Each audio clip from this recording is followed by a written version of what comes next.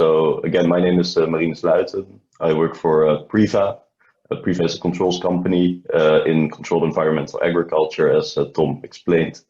And I also co-chair the Farm Tech Education Committee. And from that role, we would like to sort of, before we dive into this, emphasize the importance of education, but also the importance of indoor growing in as an emerging market, because what we see as FTS is that the world population is growing rapidly, with an expected 9 billion people in 2050, with 2/3 living in an urban environment. So with a growing attention to healthy living and healthy eating, consumers will demand healthy environment and access to safe and nutritious foods.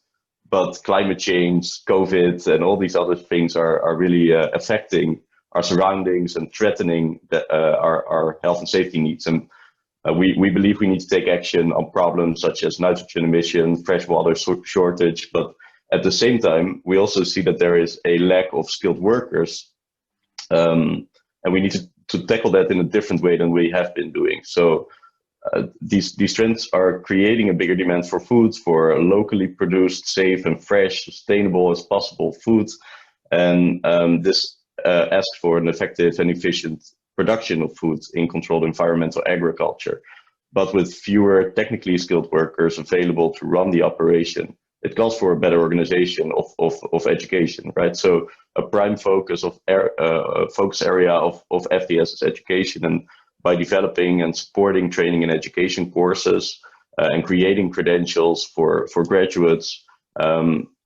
we meet sort of these industry needs. And obviously this Erasmus Plus project, PonicsVET for hydroponics technicians, is a big piece of that puzzle, and we are very excited about this public launch. So on that note, Thomas, I would like to give it back to you. Well, thanks, Marinus. I mean, it's touching on a very important subject, as we really think that the need arises rapidly now. Also, COVID-19 has proven to show an even greater demand for localized and short supply chain and managing of these climate-related issues. With us is also Linda Grinberga from the Latvian University of Life Science and Technology, who is the project coordinator for PonicsVET VET. And I am so pleased that we can do this together, because we have been working hard to finally get this project on the road to be announced and to be launched for the wider public use. Again, to be sure that everyone understands, it's a free online class with ECVET credits attached to it, which you need to pass. And you can obviously reach out to us if you have any questions. Later on in the session, we will open up our Q&A session. But before that, I would like Linda to introduce herself, her institution, and the project. And then we'll do a couple of questions for Linda around the project and a little bit beyond. And then we will go back to our open Q&A session with everybody. Linda, please. Hello. So my name is Linda Grinberga. I'm from Latvia University of Life Science and Technologies. Yes, it's my honor to be with you together today and to tell more about my university and to tell more about the project and the project results, because I think this topic of hydroponics is getting more and more interesting for everybody from different points of view, especially from the point of view of the resource. So Latvia University of Life Science and Technologies, we are the one of the leading universities of technologies in the Baltic states, Baltic Sea region, and yes, we have 8 faculties. Our history is quite long, starting in a year 1863. We started as the University of Agriculture, and now we have changed the name more to the technology way. And myself, I'm from the Faculty of Environment and Civil Engineering and Department of Environmental Engineering and Water Management. And yes, one of the topics One of directions in the research is water quality in my department. We are doing different research projects in the local and international level. And yes, and probably that's why we are asked to join to this hydroponics topic in the Erasmus Plus project. And yes, and of course in Latvia too, it is not very wide, like popular topic, this hydroponics. But since the project is going on, and since we have disseminated the idea and the results, it's getting more and more interested people to join this topic, and yes, and we can really feel the effect of the project as it is. So maybe if I may share the screen and tell some basic information about the PonicsVET project.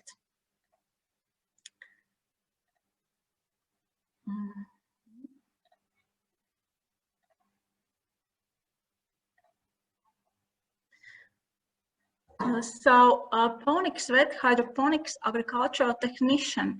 It began in 2017, and yes, the idea, actually the main idea was to create a new profession,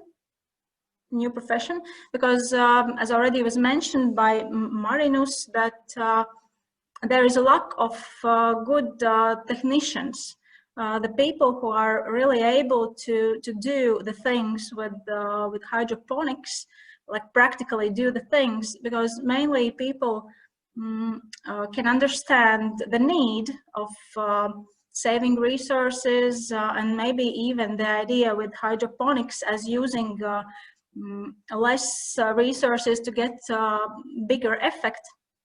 But usually all those things that you have to actually know to begin this, or to move this and to work with hydroponic system, usually there's a lack of knowledge for the people and lack of practical knowledge to do this. So this was the like initial idea to make this kind of profession, to help people maybe to understand, maybe with this study course, just to understand, but like a basic information, like very basics to where to try to look at. And yes, and of course to promote this very sustainable method, which is like a future agriculture. Firstly, the first result of this project was to make a survey. So we did a questionnaire and spread it out for the people in all partner countries to get to know what people are interested in this topic. And yes, and it was, we had enough interested people who joined to this survey, and yes, and then basing on this questionnaire, on the answers that we got, we made this course. The course is available online. At this moment, you can join there whenever you like. It's a free course with the material available online. And the course is divided in 3 modules. Where the first module is more as introduction part, telling about the idea, about the principles and basics in this topic, in basics technology as well. Then the second module is more about technical aspects.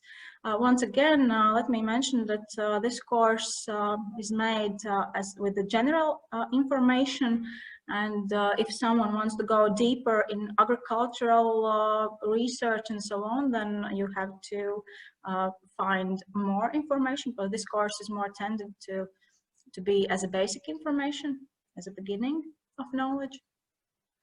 And yes, but all the points that are mentioned in the second module of the course, all those technical aspects, you have to consider that anyhow if you would like to pay attention to the hydroponics. And then the last one, third module, is more about the principles of decision making. There are some case studies available. There is a topic about food safety and about economics.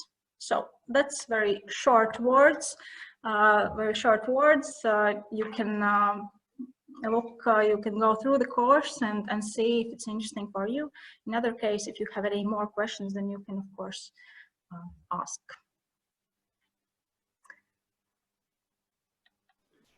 Thank you so much, Linda. You know, when you did the survey, was it apparent that there was already existing course material? Was it outdated, or how was the basis really? Did anybody, when you were in your region, did anybody who's interested in hydroponics have an ability to go learn about that somewhere? Did you have already institutions, or was there absolutely nothing, or was it just on the YouTube channel type of instructions, or where was that? Yes, I can say that this topic actually is not covered with a lot of courses, and actually there is a very lack of possibilities to go somewhere and to study hydroponics. For example, in Latvia, I can tell you have any chance to find anything about hydroponics in the form of course or in the form of any learning activities, as you can imagine. So now it was, I would say it was one of initial ones, and the survey was done more to understand on what direction to go, because we can go very deep into details. We can go into technical details, into science, a lot of ways to do this. So the survey was made just to understand what kind of course would be good to begin with. Interesting. Even though you have, of course, traditional agriculture courses available for the people who would like to learn. Huh? Yes. This is pretty much the same picture in all the partner countries who were part of this project? Yes, I would say so. Because agriculture is very, very old and very well known, and research and so on. So you can find a lot of courses, and even the university is was called in Latvia, and it's Latvia University of Agriculture at the beginning. But still, the hydroponics is not well-known topic. Yes. And have you also seen, or have you actually growers who've been using this technology today in Latvia? Yes, yes, in Latvia we have some, and the interest, actually there's a huge interest. I would say even a few days ago I had a call where the people are actually ready to start to build the system, and they really want to know what to begin with and what to do and what do I need to know, where can I find it, and so on. But yes, but there are some bigger companies, private companies, that have gained the knowledge from experience of other countries, and now they are like selling products which are grown in hydroponics. Okay. So these are usually, are these people from the agriculture communities, or they're new type of young people who want to learn about this, or is it a mix of both? It's difficult to say. Those ones who are already doing hydroponics, I think they are more from agricultural fields, but the interest I have gained from different directions, I would say. Yeah, interesting. With a different background, people from different backgrounds, yeah. Yeah. So you did this project coordination for the first time, I know. If you could do it over again, what would you do differently? Well, it's very interesting to work together with people from different countries. because people are different in different countries, and you just have to understand which way is better to talk with that or other person. And yes, and I would say all the projects, not only this one, but all the projects are based mostly on personalities. And if you have a good team with personalities together which are interested to do and to reach the goal, then the project is successful. I would say like that. But if someone is not interested, he's only just lost somewhere in the space, then it's not very easy. So communication is a challenge, of course, because as we found out, also the translation of this material is not a very simple story, because in agriculture terms, it may not be the same as it would be if somebody just translates it from one language to another.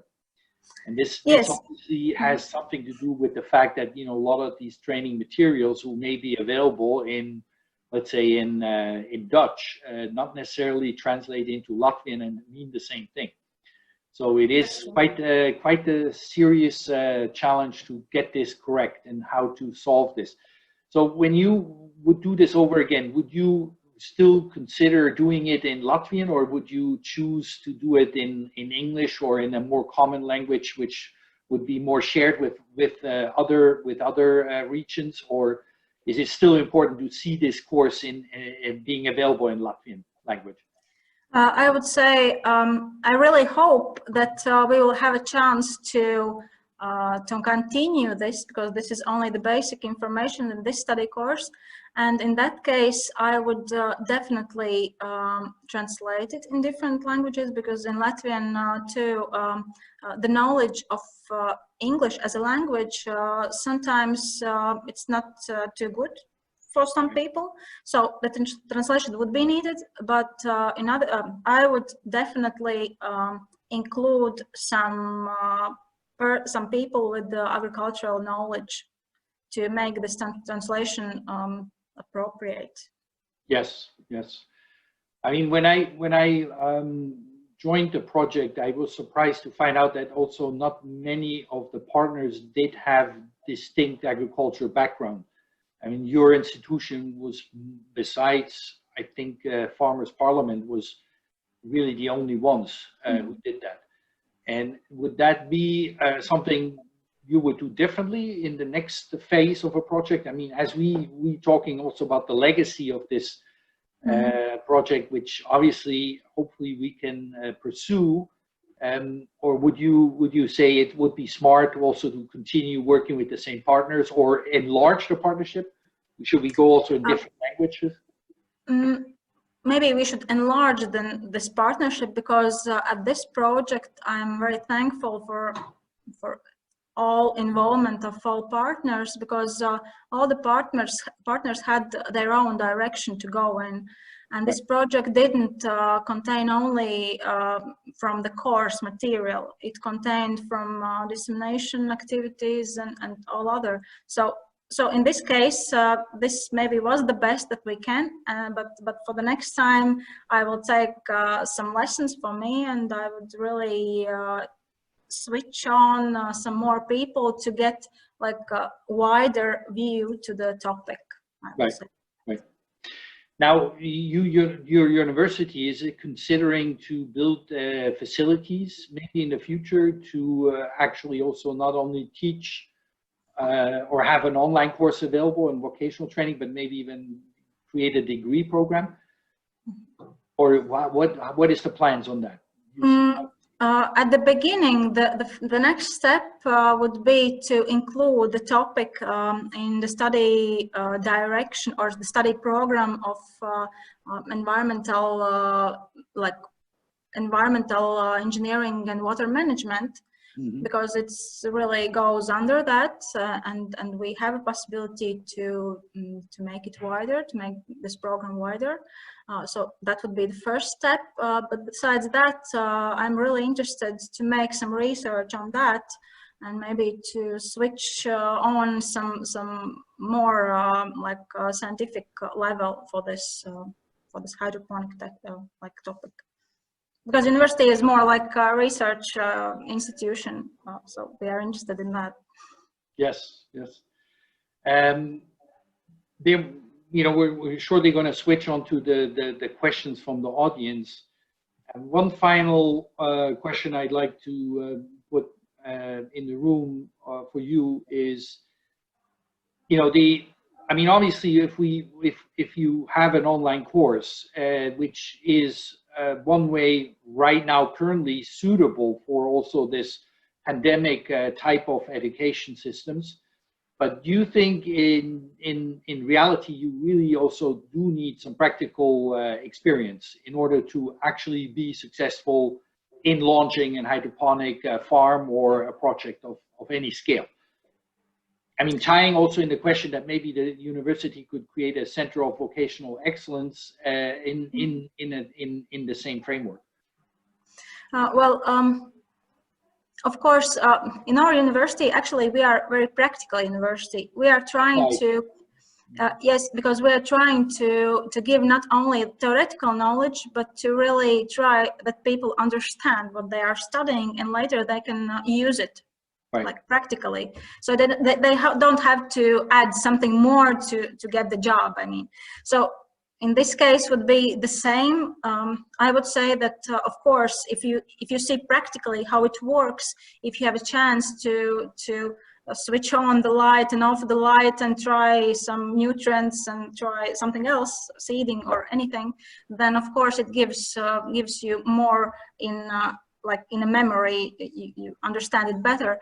But connected with this, with the situation in the pandemic level, of course, there is an open question how it will turn on and so. But anyway, I think we have a lot of possibilities to make even practical things to make visible and to show them at least like that in online. I don't know.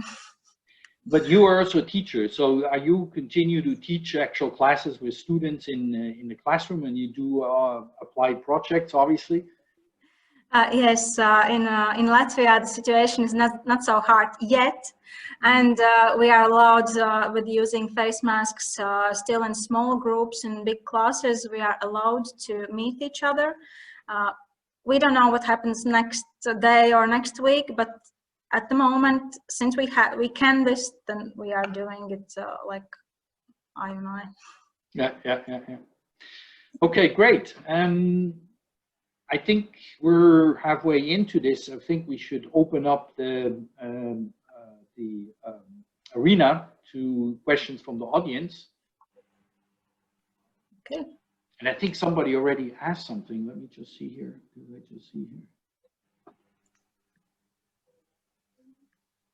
Oh, yes, there was somebody asking about the links to the essential study program, which we, Mark just posted it. And, the website is a bit getting used to because it, for the project, it does not really have all the, intuitive paths to find the actual links to sign up, but it is under online class. If you're on that page, you can go in there as a guest and try it out as a guest, or you need to, in order to receive the ECVET credit accreditation, you need to actually then register and wait for an access code so that you can actually commence with the class. Or maybe one more thing about saying, like, because I think this is the only course on hydroponics who has actually the accreditation of the European Union and ECVET credits. Can you say a few words about what that means, how you can use that if you take them? Yes, those credit points you can they mean that this is actual education. You can use those credit points like they are how to say, you can use them as educational base.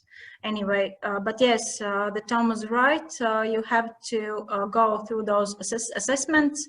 After each of 3 modules, there is some questionnaire, like assessment.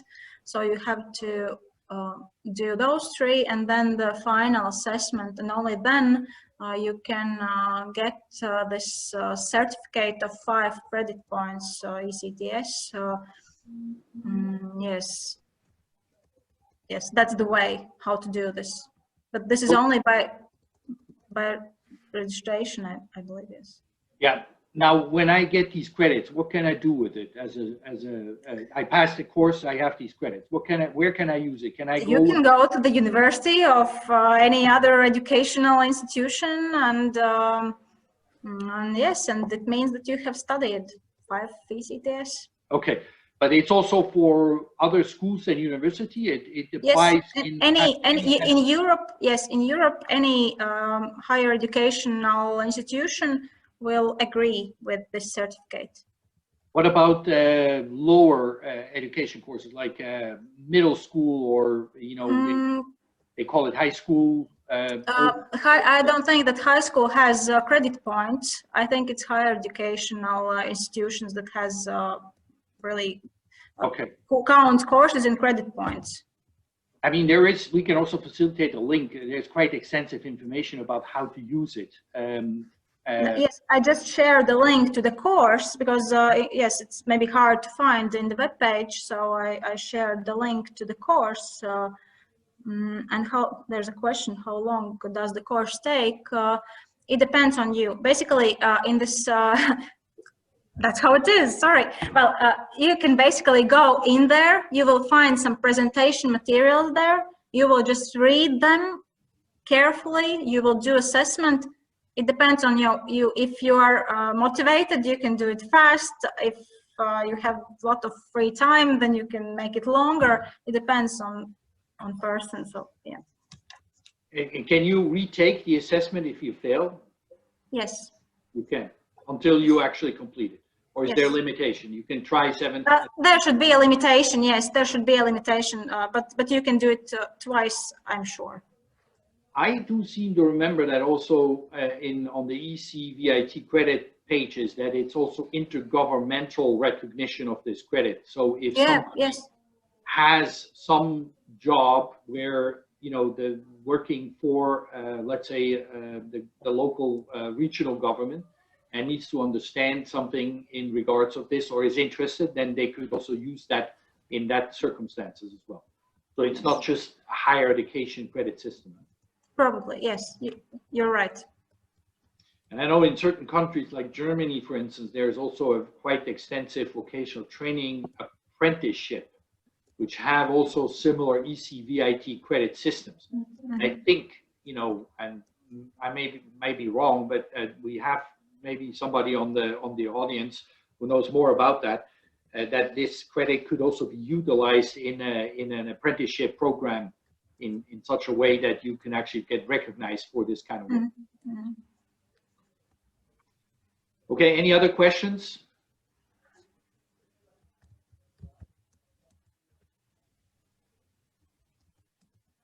No questions? That's a bit surprising, but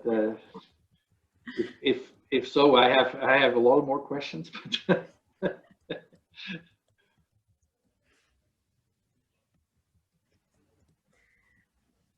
I mean, in terms of currently in Latvia, people eat quite. They're interested in vegetables, eating a lot of vegetables because it is part of their diet. What do they do during the long winter months? And I've heard that everybody has a lot of garden experience and will try to grow a lot themselves. But you're sort of in the Scandinavian region, so between November and April, it's going to be very difficult to grow anything. Yes, well, I would say that hydroponic could be interesting in 2 directions. The first direction is when you don't have enough space for like simple and traditional agriculture. In that case, you can do like vertical farming and go up, not spread like horizontally, but spread up vertically. And the other case is case of you have a lot of space, free space. You can do agriculture as you like. You have a lot of land available. But yes, we have only short season to do actually this agriculture, and yes, maybe that would be the second direction, because in Latvia, yes, we love vegetables, we love fresh food, but unfortunately, even such simple food as salad and some herbs, we are during the winter time we are really buying from abroad, and this is very pity. To actually see in biggest market lines to see not local food but Imported. Yeah. yeah, that's really sad actually, and this is the direction where hydroponics could cover this like this direction, I would say. An interesting question came from Christiana. She's asking if you can also produce food for animals, fodder. And curious enough, I had that conversation with your colleague at the university also early on in the project. Of course, in hydroponics, you can grow fodder. I mean, there are also systems who are designed for, let's say, dairy cows or other livestock animals who have no access to fresh grass or silage or whatever during the either during the drought period or during the long winter.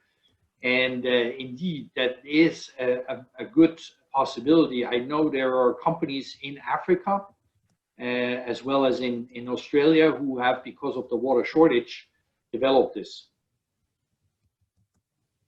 But you know our primary training for hydroponics was geared towards food production, although it doesn't vary that much into the fact that you can also grow hydroponically some fodder and use the same training for that. What else do we have here? I may have a comment or maybe a question as well, Tom. Okay. Well, just as a way of introduction, my name is Theophilus van Rensburg-Linster, and I work within vocational training in agriculture in South Africa.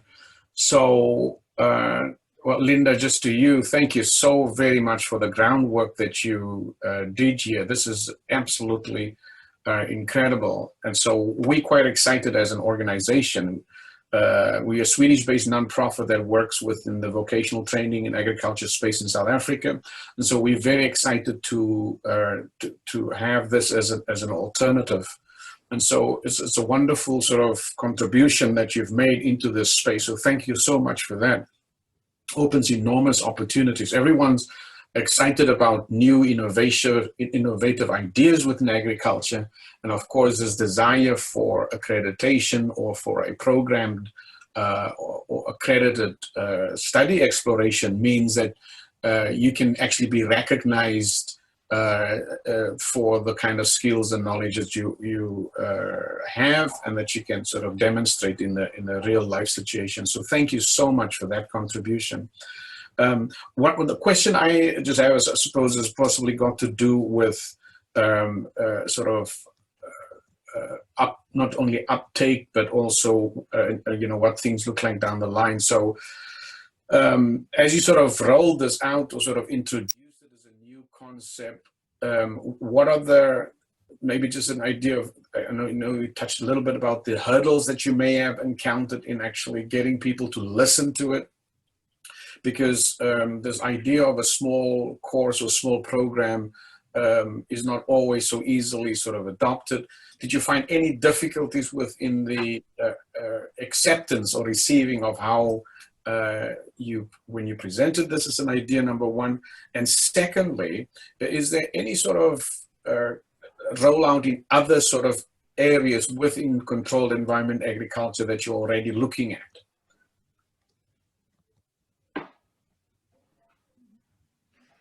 Yes, thank you very much. Yes, the first difficulty I would say was that with the translation and with the terms, using them in different languages differently. That was the first thing. Because the course was initially made in English and then translated to different languages So that would be the reason. And the second question, could you please? Yeah, the second question had to do with you're part of the university, I suppose, as your major function, and are there plans at the moment for taking sort of an initiative within other programs or study areas that can also be presented? Are you working on additional courses, so to speak? Yes. Actually, with hydroponics, as we discovered, there have been some research activities in different faculty connected with hydroponics, but it wasn't offered to the students. But now at the of irrigation study course that students are really learning, and yes, and we have some plans to spread it even more. Yeah, there's another question from Nico Domurat, also asking what is the plan to develop the course further with more in-depth content to allow continued learning. I think, you know, we are in lively discussion. Part of our kickoff launch right now is also to think about a wider consortia on really developing next modules, more in-depth modules under probably the same framework with Erasmus Plus, and we have to see how that is. We also, from the Farm Tech Society perspective, think that we can also create a public-private project out of this, because a lot of our members come from the industry who have now a vital interest in helping to develop the workforce. So there could be multiple avenues, but, you know, for sure we're seeking, you know, a continued partnership with the existing partners, plus expand on it to really develop a further understanding on further public applications under the Erasmus Plus program and possibly others. Yeah, and just to build on that, Tom, Marines here again. Hi. Just to build on that, it is this set of courses builds the foundation, I think, of what we would need in controlled environmental agriculture and hydroponics on a vocational level. But we do see that we want to drive the development of new course content and credentials via industry demand, right? So I think it's a big task for Farm Tech Society and the Education Committee to get a better grasp on what the actual needs are and convert them into new learning material. Thanks. Thank you, Marinus. And another question from Chanté van der Walt. Does the course explain how to set up a hydroponic system, question mark? Or does it more towards the academic side? I would say it's like introductional. The course is more introductory to understand some aspects to consider. I would say it like that. I mean, it's less academic, I would also claim. I mean, it's not. No, there is no research included. Yes, no. It is really designed that somebody could learn how to set up their own hydroponic system. But, you know, it is obviously always important to stress the fact that you need to really know your challenges before you attempt to do this, even as your own home growing system. But, you know, the course aims to become a good basis to do that you understand what are the challenges, where do you need to do more, because, you know, at the end of the day, also every type of project growing anywhere has their own local peculiarities, and that cannot be uniformly answered easily. And of course, that could be something we could include in a further development of the course to have also market type of understanding or product type of understanding, etc.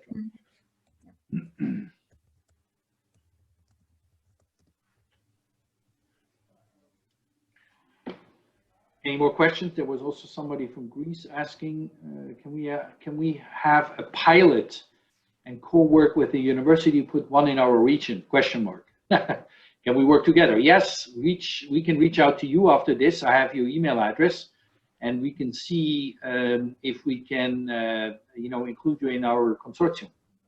Thank you very much. I do have a company. It's called the Meraki People. I have already been awarded from the EU in the Inclusilver project, growing mushrooms on olive branches, which was, quite an interesting proposition, and we have them growing right now.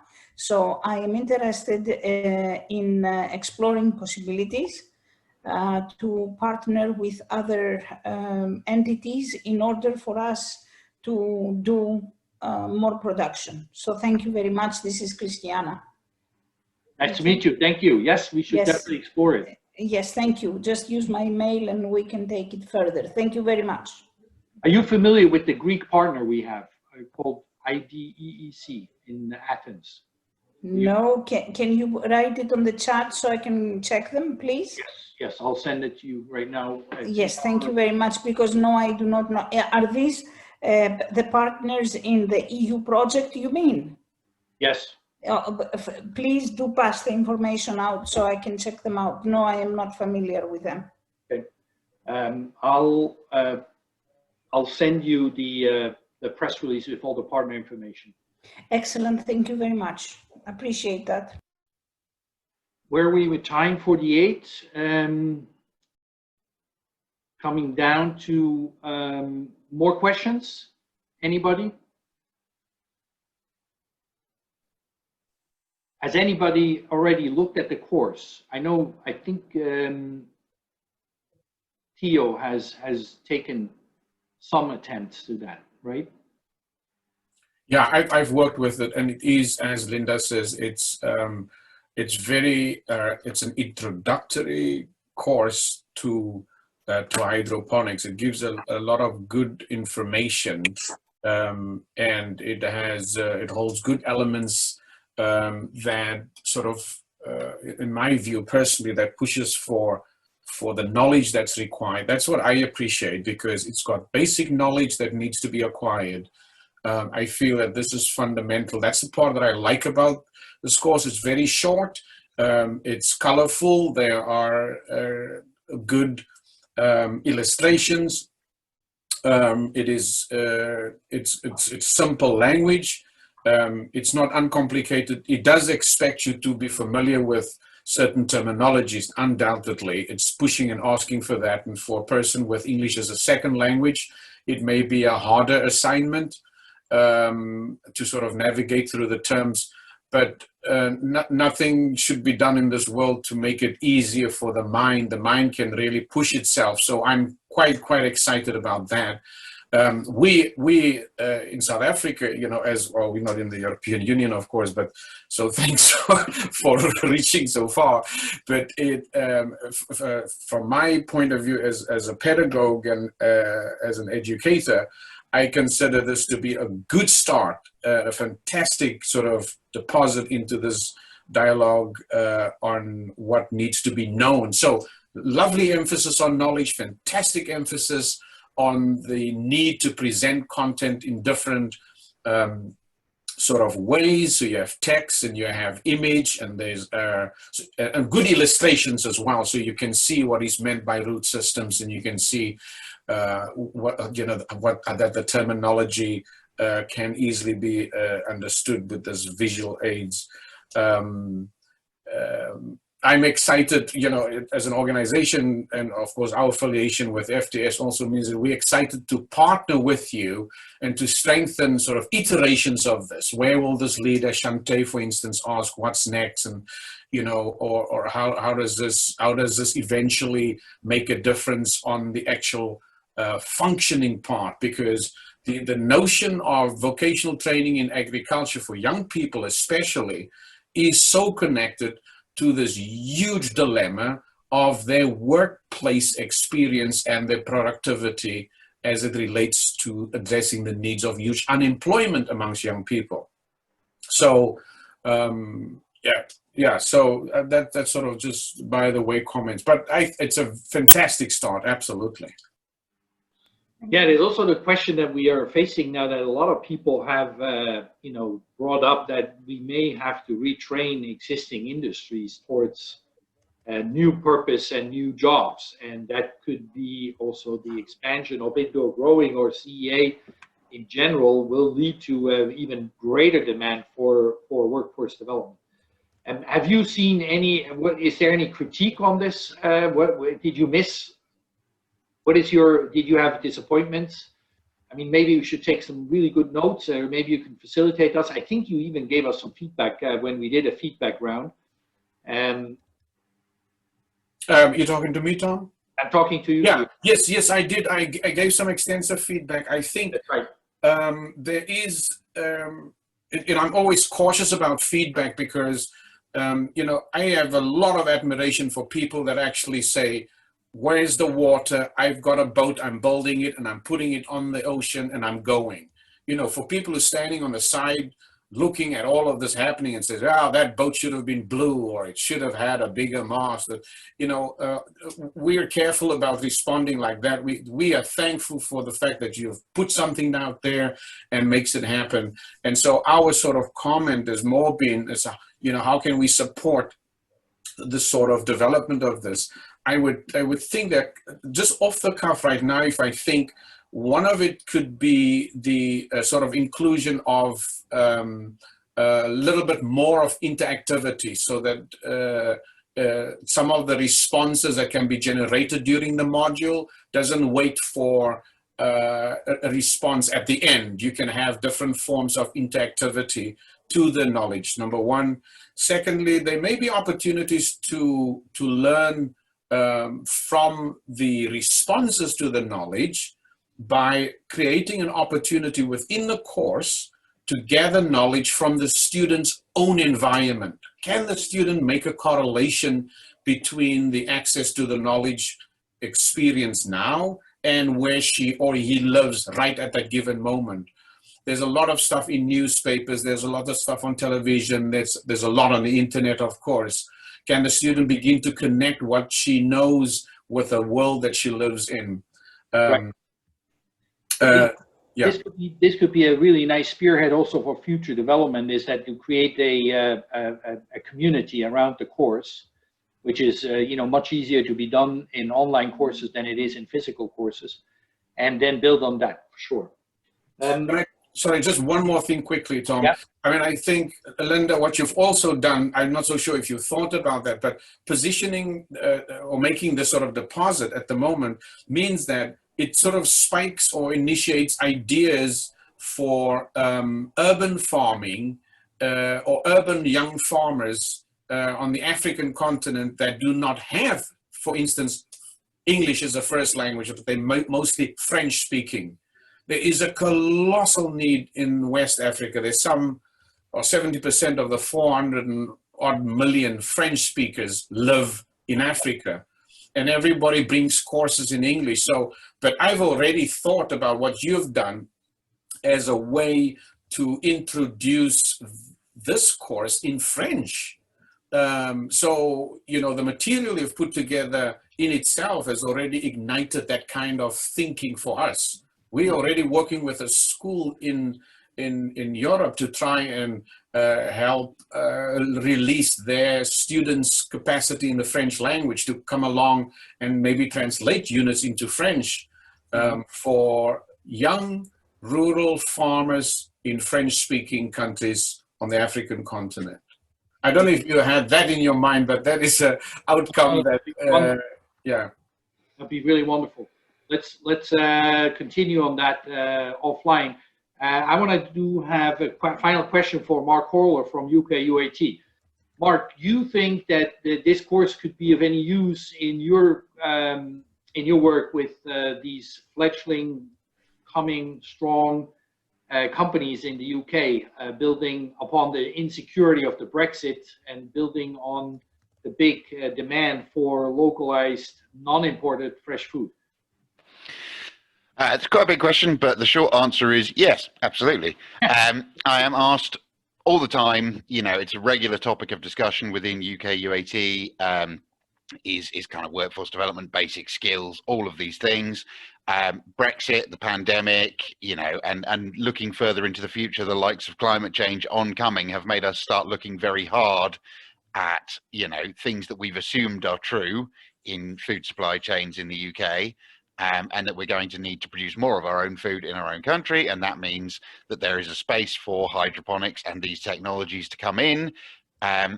But if you're going to expand those technologies rapidly, you're fairly quickly going to meet a fairly large shortfall of people with the skills to do it. So any type of resource like this, which gives people a base level from which they can start to train and as a workforce development tool, is going to be tremendously useful in the UK for sure. So you would actually list the online course in your website for people to take it, and yeah, you know, obviously if you do that, and I'm encouraging everybody who has a website of some sort and is interested to disseminate this, you're free to use that link, and you can then also put the logo of the ECVET credits as well as European Erasmus Plus logo on it, to draw also special attention for it.